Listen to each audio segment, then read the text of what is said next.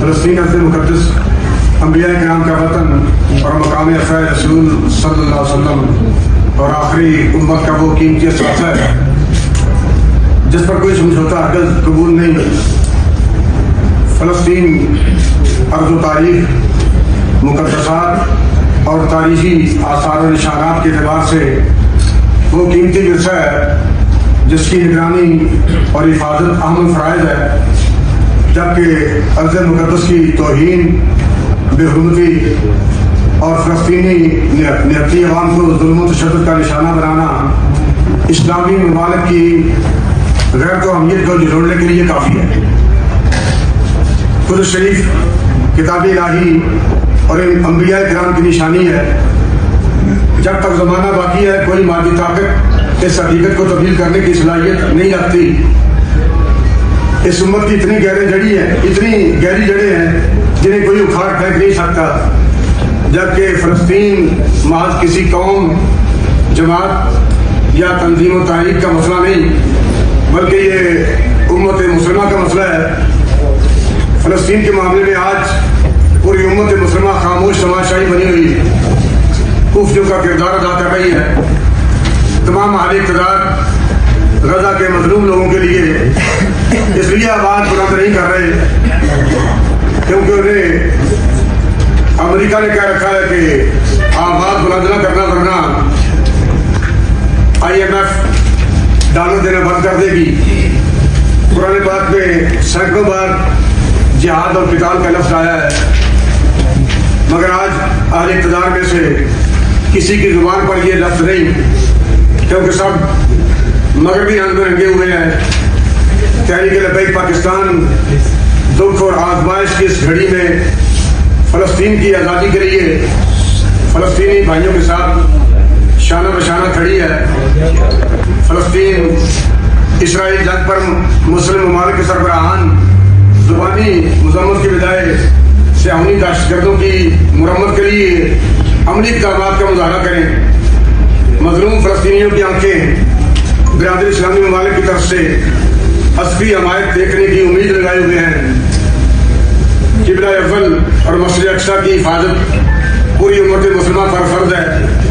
عالمی برادری فلسطین کو آزاد ریاست اور بیت المقدس کو تسلیم کر کے فلسطین میں امن کے لیے کردار ادا کرے۔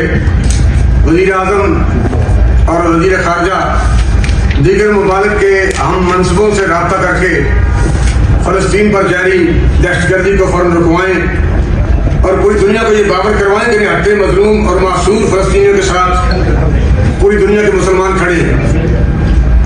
پاکستان اقوام متحدہ OIC سمیت دیگر اسلامی ممالک معصور فلسطینیوں کے لیے ہنگامی بنیادوں پر خوراک اور ادویات کی فراہمی کا بندوبست کریں۔ اسرائیل کا ناپاک اور ناجائز وجود کسی صورت منظور نہیں۔ جہاد کی برکت سے انشاءاللہ جلد بیت المقدس آزاد ہوگا۔ فلسطینی مسلمانوں کی جدوجہد نے ایک بار پھر امت مسلمہ میں جذبہ جہاد کو تازہ اور بیت المقدس اور مسجد اقصی کی آزادی کے لیے نئی روح پھونک دی ہے۔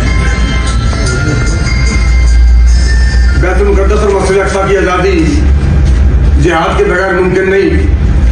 پوری دنیا کے مسلمان آزاد فلسطینی ریاست کے حامی ہیں۔ تمام اسلامی ممالک یک زبان ہو کر مظلوم فلسطینیوں کے لیے آواز بلند کریں۔ ہمارے دل اپنے مسلمان بھائیوں کے ساتھ دھڑکتے ہیں۔ پاکستان سمیت پوری دنیا خاموش تماشائی بنی ہوئی ہے۔ ذاتی اور ملکی مفادات اور دوستیوں کا صلہ منقطع ہونے کے خوف سے مغربی رنگ میں رنگے ہوئے ہیں۔ اس لیے جہاد کا اعلان تو دور کی بات ہے، جہاد کی آواز بھی نہیں سنائی دے رہی۔ فلسطینی عوام امت مسلمہ سے حمایت کی امید لگائے ہوئے ہیں۔ عالمی اسلام امن کے لیے کردار ادا کرے اور کائنات کا بدترین دہشت گرد ملک اسرائیل کو قرار دیا جائے اور متفقہ طور پر تمام ممالک مل کر اسرائیل کو سب سے بڑا دنیا کے امن کے لیے خطرہ وحشی جانور اور دہشت گرد قرار دے۔ بحمدہ تعالیٰ تحریک لبیک پاکستان 5 نومبر کو مظلوم فلسطینی بھائیوں کی حمایت میں اور اسے عملی دہشت گردی کو بے نقاب کرنے اور فلسطینیوں سے اظہار ہمدردی کے لیے طوفان الاقصی ملین مارچ کا انعقاد کر رہی ہے، اور سب کچھ بھول کر ہم ہر کلمہ پڑھنے والے کو دعوت عام دیتے ہیں۔ اس طوفان الاقصی ملین مارچ میں اس پلیٹ فارم پر کھڑے ہو کے فلسطینیوں سے اظہار ہمدردی کرنے کے لیے اور اپنے آپ کو اللہ رسول کی بارگاہ میں سرخرو کرنے کے لیے ہمارے ساتھ کھڑے ہونے کے لیے تشریف لائیں، تاکہ ہم عالم کفر کو بھی دکھا سکیں اور حکومت پاکستان کو یہ اپیل کر کے اس بات پہ مجبور کر سکیں کہ اپنے مظلوم فلسطینی بھائیوں کے لیے جہاد کا اعلان کریں، اس لیے کہ عالم کفر کا علاج مذمت نہیں، مذمت ہے، جس کا اللہ نے بار بار قرآن مجید میں ہمیں حکم بھی دیا ہے۔ اللہ تعالیٰ امت مسلمہ کو غیرت دینی سے مالا مال فرمائے، ہمیں اپنے فلسطینی بھائیوں کے ساتھ ان کی حمایت میں کھڑا ہونے کی توفیق عطا فرمائے۔ بخاری صاحب، متفقہ طور پہ احتجاج کرنے کی آپ نے کال دی ہے اور آپ نے کہا کہ متفقہ طور پہ امت مسلمہ اکٹھی ہو جائے۔ جماعت اسلامی نے، متحدہ مجلس وحدت المسلمین نے، شیعہ علماء کونسل نے، سنی تحریک نے اور راوتی تحریک لبیک نے، سب نے احتجاجی کال الگ الگ دی ہے۔ آپ لوگ احتجاج کرنے کے لیے اکٹھے نہیں ہوئے، مذہبی سیاسی جماعتیں، تو امت کیسے اکٹھی ہوئی؟ بالکل سماعت کا مسئلہ ہے۔ بسم اللہ الرحمن الرحیم۔ جی، آپ کا سوال جو ہے وہ بہت ہی اچھا سوال ہے۔ اصل جو مقصد ہے اپنی طاقت کا اظہار کرنا ہے۔ اگر کوئی مختلف جماعتیں اپنا اپنا موقف پیش کر رہی ہوتی پھر تو آپ کا سوال بہت ہی زیادہ بہتر ہوتا، لیکن سب کا موقف ایک ہی ہے، اور جب ایک جماعت اپنے طور پہ اعلان کرتی ہے تو وہ زیادہ ایفرٹ کرتی ہے، اور اگر سارے متحد ہو کر کرتے ہیں تو کہتے ہیں شاید یہ کام اس کے ذمہ ہے۔ متفقہ طور پر سب کا موقف ایک ہی ہے، اس کی کوئی پریشانی والی بات نہیں ہے۔ اور کچھ بات احتجاج آپ کس جگہ سے کر رہے ہیں؟ یہ ہمارا جو ہے وہ ملین مارچ ہے، اور انشاءاللہ اللہ تعالیٰ کے فضل و کرم سے ملین مارچ جسے کہتے ہیں وہ انشاءاللہ آپ دیکھیں گے اور آپ کو خوشی ہوگی۔ تو یہ ملین مارچ جو ہے یہ فیض آباد سے لے کر شارع دستور تک انشاءاللہ تعالیٰ ہمارے لیے ہوگا۔ اچھا، یہ بتا دیجیے کہ آپ کہہ رہے ہیں فیض آباد سے شروع ہوا شارع دستور کو انتظامیہ سامان انتظامیہ سے آپ کی بات ہوئی ہے، اور کہاں تک آپ کو اجازت دیجیے، کہاں پر آپ اسٹیج وغیرہ لگائیں گے؟ جی، اور یہ ملین مارچ ایک دن کا ہوگا؟ یہ ملین مارچ ایک ہی دن کا ہوگا، اور الحمدللہ ہم نے درخواست دی ہوئی ہے، اور ایسے ایشوز پر جو ہے آخر میں NOC جاری کر دی جاتی ہے۔ اور اس وقت جو ایک امت کے دل میں جو درد ہے وہ درد محسوس کرتے ہوئے آج کے فورم میں اجازت کی رکاوٹ پہ تو میں سمجھتا ہوں کوئی سوال ہی نہیں ہونا چاہیے۔ جی، اور کوئی سوال؟ علامہ صاحب یہ بتائیے کہ کیا آپ نہیں سمجھتے کہ اس وقت فلسطین کی جو عوام ہے اس کو امداد کی بہت زیادہ ضرورت ہے، بجائے ملین مارچ ہو اس طرح کی ان کے ساتھ جیسی کے معاملات کریں بجائے ان کی طرف امداد بھیجی جائے؟ یہ آپ کے بہت ہی اچھے جذبات ہیں، اور یہی تو ہم اجاگر کرنے کے لیے ملین مارچ کر رہے ہیں۔ افسوس کا مقام یہ ہے کہ ایک ہی بارڈر ہے مصر کا جہاں سے یہ امدادی سامان جائے گا، صرف 32 ٹرک وہاں سے گئے، فوٹو سیشن ہوا اور پھر یہ سلسلہ روک دیا گیا۔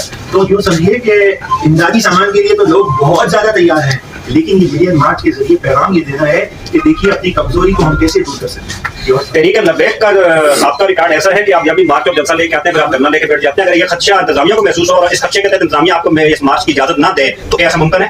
امیر المجاہدین علامہ خالد حسین رضوی رحمۃ اللہ تعالیٰ علیہ کا چمکتا ہوا چہرہ جسے سب نے تسلیم کیا، زندگی میں ایک ریکارڈ ایسا نہیں ہے جس میں ہم نے کہا ہو کہ ہم جلسہ کر رہے ہیں اور پھر دھرنا دیا ہو۔ انشاءاللہ اس میں بھی ایسا نہیں ہوگا، اور جب ہمیں پاکستان کے آئین کے تحت اگر کوئی ایسا کام کرنا بھی ہوتا ہے تو ہم اس کا بھی اعلان کرتے ہیں، لیکن یہ ملین مارچ ہے۔ یہ بتائیں کہ آپ نے کہا شارع دستور تک ہم دھرنا دیں گے، تو شارع دستور تو ہم بات کریں گے، شارع دستور تو جہاں سے ریڈ زون شروع ہوتا ہے وہ وہاں سے شروع ہوتی ہے، اور یعنی جو پہلی طرف سے آتی ہے فارن آفس کے سامنے سے، تو کیا آپ ریڈ زون میں داخل ہوں گے؟ اصل میں بات یہ ہے کہ وہی بات ہے کہ ماشاءاللہ دین کی ترجمانی امیر المجاہدین رحمۃ اللہ تعالیٰ علیہ نے بڑے دلائل سے کی تھی، اور آپ نے اس بات کو ایک امت مسلمہ پہ ثابت کیا تھا کہ ریڈ زون رسول اللہ صلی اللہ علیہ وسلم کی ذات ہے، اور ہمیں کوئی ایسی چیز پسند ہی نہیں ہے جس سے کلیش ہوتا ہو یا پریشانی ہوتی ہو۔ تو انشاءاللہ خیر کی باتیں ہیں، کوئی فکر کی بات نہیں۔ بہت شکریہ۔